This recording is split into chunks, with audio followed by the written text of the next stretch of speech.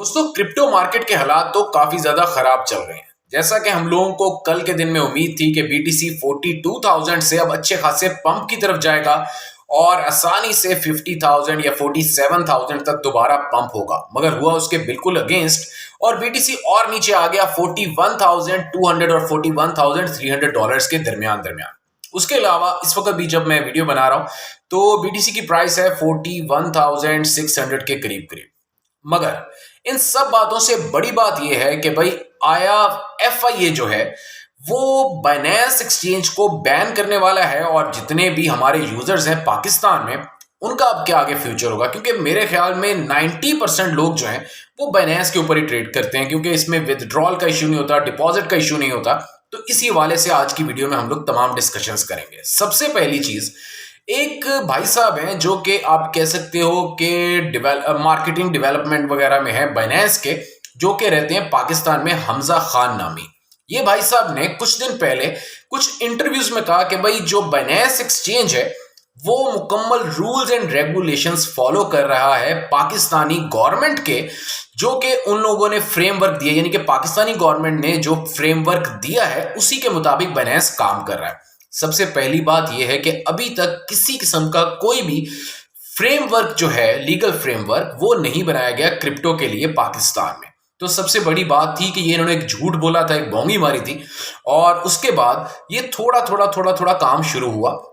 उसके बाद अगली एक चीज मजे की आपको बताता हूं। पिछले कोई 4 महीने में, सितंबर, अक्टूबर, नवंबर, दिसंबर, इन 4 महीने में कोई 9 से 10 एमएलएम प्रोजेक्ट्स जो हैं वो शेयर किए गए। अब एमएलएम प्रोजेक्ट्स क्या होते हैं? देखो, अभी एक चीज होती है जो हम आल्ट कॉइन्स खरीदते हैं, लाइक पैनकेक स्वैप पे, यूनिस्वैप पे, या इवन के बाइनेंस एक्सचेंज के ऊपर। उनका क्या होता है कि हमें पता होता है यार ये टीम है, ये इनका काम है, ये कॉइन हम लोग बाय कर लेंगे और कुछ अरसे बाद ये पंप करेगा तो हम लोग इससे फायदा ले लेंगे। ये तो हुआ एक तरीका। एमएलएम में क्या होता है कि लाइक कोई भी एबीसी कॉइन क्रिप्टो का फॉर एग्जांपल किसी भी जगह आपको मिले, उसके बाद आपको कहा जाए कि भाई आपने $100 का लिया, अब आप आगे 3 लोगों को आगे सिर्फ हमें इंट्रोड्यूस करवा दो। अब वो 3 लोग आगे 3 लोगों को और इंट्रोड्यूस करवा देंगे। उसके बाद ये साइकिल जो है वो चलता रहेगा और आप लोगों को बैठे बैठे रेफरल सिस्टम के जो रेफरल सिस्टम होगा उसकी वजह से आप लोगों को फायदा मिलता जाएगा। ये होती है एक एमएलएम स्कीम।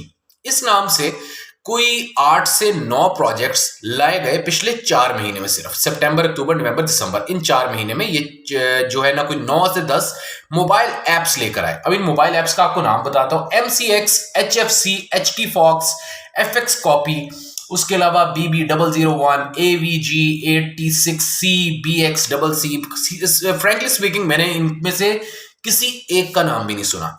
मगर वो होता ना कि यार एक स्कीम आती है कि यार अमीर हो जाओ भाई, रातों रात अमीर हो जाओ, ठीक है? तो वो वाला साहब है ये एमएलएम स्कीम का, और कुछ भी नहीं। इसमें रेफरल सिस्टम है, बहुत अच्छा आप लोगों को दिया जाता है कि भाई उसका जब आएगा, लाइक एक बंदे ने 100 के ले लिए कॉइन्स, वहां पे अब डिफरेंट आल्ट कॉइन्स जो हैं वो बेसिकली लेकर आए गए। लाइक इस तरह के एबीसी नाम का कोई कॉइन आ गया, सीईडी का आ गया कि भाई ये बाय कर लो, ये ऐसे कर लो। तो ये एमएलएम स्कीम थी। मगर अब सवाल यहां पैदा होता है कि भाई बाइनेंस यहां पे कहां पे आया? बाइनेंस इस तरह आया क्योंकि Binance is one of the easiest interface platform. देखो, हम सब लोग काफी ज्यादा एक्सचेंजेस पे ऑलरेडी, जो भी एटलीस्ट मेरे जो सब्सक्राइबर हैं, हमारे जो अपने सब्सक्राइबर्स हैं, हम लोग एक अरसे से मार्केट में लगे हुए हैं। हम लोग एयर ड्रॉप्स भी ज्वाइन करते रहे, बाउंटीज भी ज्वाइन करते रहे, तो एक्सचेंजेस पे हम लोगों ने नंबर ऑफ एक्सचेंजेस पे साइन अप कर चुके हैं ऑलरेडी।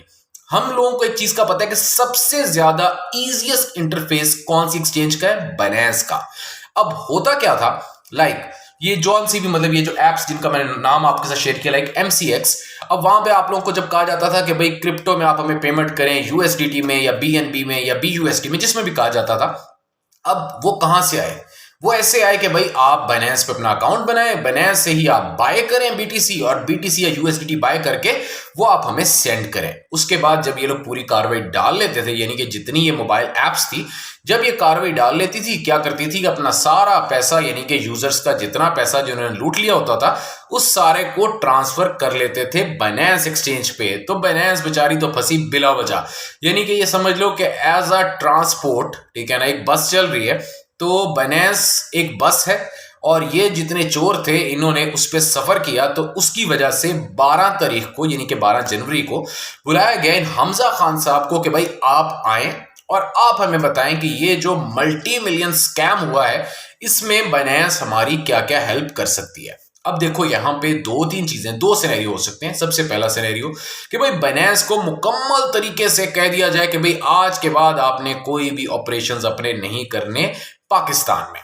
दूसरी ऑप्शन ये भी हो सकता है कि भाई ऐसा कुछ भी ना कहा जाए, ये कह दिया जाए कि अच्छा ठीक है भाई ये जो हमें इसकी डिटेल्स सारी की सारी दें कि ये कौन कौन से यूजर्स थे, क्योंकि केवाईसी जो हुई पड़ी है सारों की बाइनेंस के ऊपर, तो भाई इन यूजर्स की डिटेल बताएं कि ये कौन से यूजर्स थे जिन्होंने ये कार्रवाई डाली ये 9-10 ऐप्स के जरिए। इनके बारे में हमें डिटेल दें ताकि हम लोग इनको फटाफट इनके खिलाफ कोई एक्शन ले सकें। तो इसलिए आप लोगों को परेशानी की कोई जरूरत नहीं है। बट फिर मैं एक बात कहूंगा, P2P पे थोड़ा सा ध्यान रखो, अभी मत कोई भी किसी किस्म की कोई बाइंग सेलिंग मत करो। उसके अलावा सब कुछ ठीक हो जाएगा, सब कुछ। सिर्फ आप लोगों ने तसल्ली करनी है, इत्मीनान से बैठो। आप लोग खुद देखोगे कि मार्केट एकदम से एक्टिवली बेहतरीन किस्म की होगी। इस महीने के एंड में मुझे बड़ी उम्मीद है कि मार्केट एकदम से दोबारा पंप की तरफ जाएगी। उसके अलावा दोस्तों आप लोग ये भी देखो कि इस सारे डिप में सबसे ज्यादा बीटीसी इस वक्त कौन खरीद रहा है? सबसे ज्यादा बीटीसी इस वक्त बाइनेंस खरीद रहा है, दूसरे नंबर पे कॉइनबेस खरीद रहा है। भाई कुछ पता है तो ही वो लोग इतना ज्यादा बीटीसी, इतना ज्यादा जो दूसरे आल्ट कॉइन्स हैं उनको बाय कर रहे हैं ना। तो इसलिए बिल्कुल परेशान होने की जरूरत नहीं है, सब्र करो, मार्केट से हमें अच्छा खासा फायदा होगा। और उसके अलावा बाइनेंस के यूजर्स को मैं बार बार ये कहूंगा, बिल्कुल परेशान होने की जरूरत नहीं है, ऐसा कुछ भी नहीं है। सिर्फ ये पहले एक दफा भाई साहब जाएंगे, नोटिस का जवाब देंगे, नोटिस का जवाब देके बताएंगे कि भाई हमें नहीं पता, हम लोग उन लोगों की जो केवाईसी है वो आप लोगों के साथ शेयर करते हैं FIA के साथ। उसके बाद देखते हैं कि आगे क्या करना। और मैं फिर कहूंगा प्लीज किसी भी MLM चक्कर में आपने नहीं पड़ना। बहुत माउथ वाटरिंग मूवमेंट, वो कहते हैं ना कि गुड टू लिसन, ऐसी चीजें आप लोगों को सुनाई जाएंगी डे बाय डे कि भाई ये अच्छा, बल्कि एक इसमें एक बंदा रखा जाता है कि भाई ये देखो ये भाई अनवार ने $100 लगाया और आज भाई अनवार की ये कोठी बन गई, भाई अनवार के पास 2 गाड़ियां आ गई। ठीक है, तो ऐसी बातें आप लोगों के साथ शेयर की जाएंगी MLM स्कीम्स वालों के वाले से। तो बिल्कुल आपने इस चक्कर में नहीं आना, आपने इस तरह हो जाना कि भाई मुझे सुना ही नहीं देता, बस बात खत्म। तो इसलिए बिल्कुल इजी रहो। ये सिर्फ एक MLM स्कीम्स का ये जो चक्कर है इसकी वजह से सारा का सारा ड्रामा है, क्योंकि ना सिर्फ यूजर्स को कहा गया कि भाई बाइनेंस पे जाओ, अकाउंट बनाओ, वहां से BTC खरीदो और हमें भेजो। उसके बाद एंड पे क्या किया गया कि पूरी कार्रवाई डाल के अपना पैसा भी सारा का सारा बाइनेंस पे ले गए क्रिप्टो करेंसी की शक्ल में।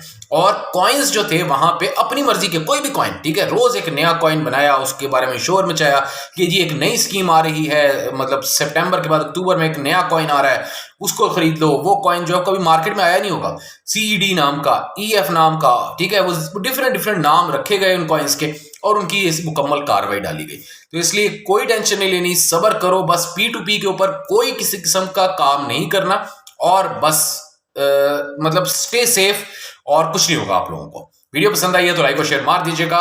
बहुत बहुत ज्यादा शुक्रिया आप तमाम दोस्तों का।